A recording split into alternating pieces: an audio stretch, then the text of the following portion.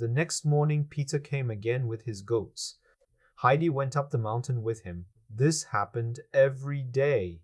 Heidi became stronger and more sunburnt in this healthy life. Then autumn came. When the wind blew hard on the mountain, Grandfather said, "You must stay home today, Heidi. The wind could blow you down into the valley." He missed her and didn't know what to do without her.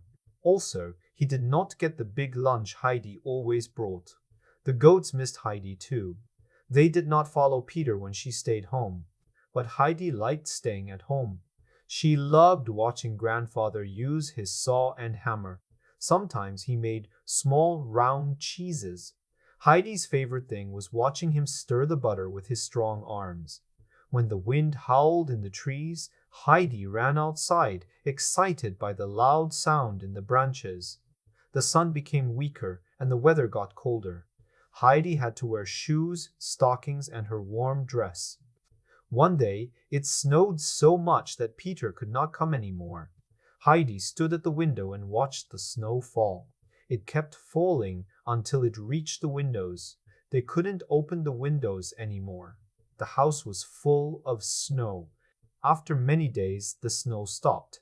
Grandfather went out to clear the snow from the door and windows. He made big piles of snow around the house. One afternoon, Heidi and Grandfather were sitting by the fire. They heard loud footsteps outside. The door opened. The door opened. It was Peter. He said, "Good evening," and came to the fire. His face was happy. Water was dripping from his clothes because the snow had melted. Heidi laughed when she saw him. Grandfather asked Peter about school. Heidi was very interested and asked many questions.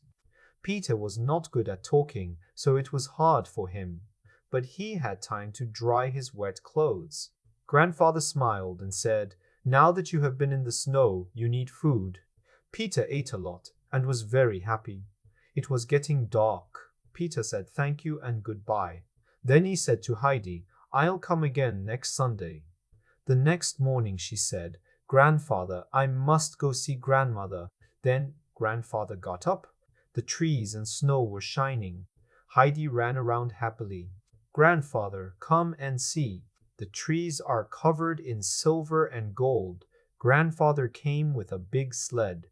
He wrapped Heidi in the cloak and put her on the sled. They went down the hill so fast that Heidi felt like flying. She shouted with joy. They stopped in front of Peter's house. Grandfather said, "Go inside. When it gets dark, go home." Then he left with the sled. Heidi opened the door and went into a small, dark kitchen. Then she walked into another small room. A woman was fixing Peter's coat. Heidi knew it was his. An old woman was sitting in the corner. Heidi went to her and said, "Hello, Grandmother. I came. I hope you didn't wait too long." The old woman lifted her head and touched Heidi's hand. "Are you the girl who lives with the uncle? Grandfather brought me down on the sled. Your hands are warm."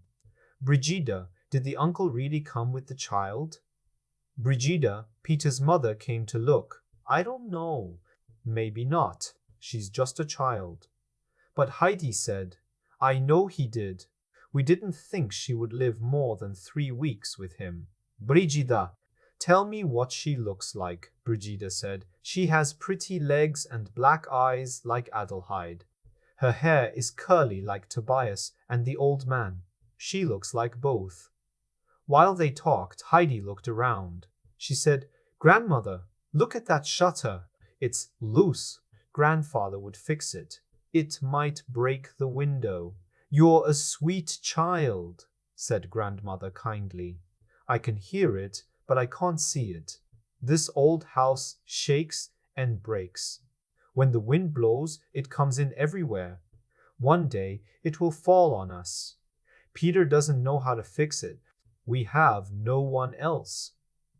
"Grandmother, can't you see the shutter?" asked Heidi. "No, child. I cannot see anything," said the old woman. "Can you see if I open the shutter and let the light in?" "No, not even then. No one can show me the light again. But you can see when we go outside in the snow. Everything is so bright. Come with me, said Heidi, holding her hand. But Heidi started to feel afraid. She was getting worried. Let me stay here, child, said the grandmother. I cannot see. Everything is dark. I cannot see snow or light. But in summer, doesn't the sun make the mountains bright? Asked Heidi. No, child, I live in darkness, said grandmother. Heidi started crying. Can no one help you see? She asked. The grandmother felt sad and said, blind people like kind voices. Ho, sit with me. Tell me about your life and your grandfather. I knew him before. Heidi stopped crying. I will tell grandfather. He can help you. Heidi talked fast about her life. The two women listened. Then someone knocked. Peter came in. He smiled at Heidi. Good evening, Peter, she said. Is it already time for him to come? Asked his grandmother. How is your reading? It is the same, Peter said. Oh no, you are almost 12, she said. Why should it change? Asked Heidi. He cannot learn. I wanted him to read songs from the old book. But he cannot, said the grandmother. Now, Peter's mother stood up. I will make a light. It is dark now, Heidi said. Good night. I must go. Wait, called the grandmother. Peter, go with her. Don't let her fall. Does she have a shawl? I don't have one, but I won't be cold, said Heidi and ran out. Peter followed her. Brigida, go after her. She needs a warm shawl, said the grandmother. Brigida ran. The children were climbing when they saw the old man. He came to them fast. I am happy you kept your promise, Heidi, said grandfather. He put Heidi in her cover and carried her up the hill. Brigida saw them and told the grandmother. Thank God, said the old woman. I hope she comes again. I hope he lets her come again. Now I have something to wait for. Heidi could not wait to reach home. She tried to speak, but the cover was too thick. Inside the house, she said, Grandfather, we must take nails and a hammer to grandmother's house. A shutter is loose and many things shake. She is scared the house will fall. She also cannot see the light. He looked down and said, All right, child. Tomorrow we will fix it. Heidi was so happy she danced around shouting, We'll do it tomorrow. Grandmother saw Heidi and stopped her spinning wheel. She is back, she said. Heidi sat near her and talked. Then loud noise came from outside. The grandmother got scared. Oh no! The house is falling, she cried. Don't worry, said Heidi, hugging her. Grandfather is fixing the house. God didn't forget us, asked grandmother. Brigida, ask if it's him. Grandfather was fixing a beam. She said, Thank you. Mother wants to thank you. That's enough, he said. I know how people see me. I can fix things myself. Brigida went inside. Grandfather worked all afternoon, even on the roof. When the last nail was used, it got dark. He picked up Heidi and they went home. Winter passed, and the blind grandmother was no longer so sad. Every morning she waited for Heidi's steps. When Heidi opened the door and ran in, the grandmother said with joy, Thank God, she is here again. Time went by quickly.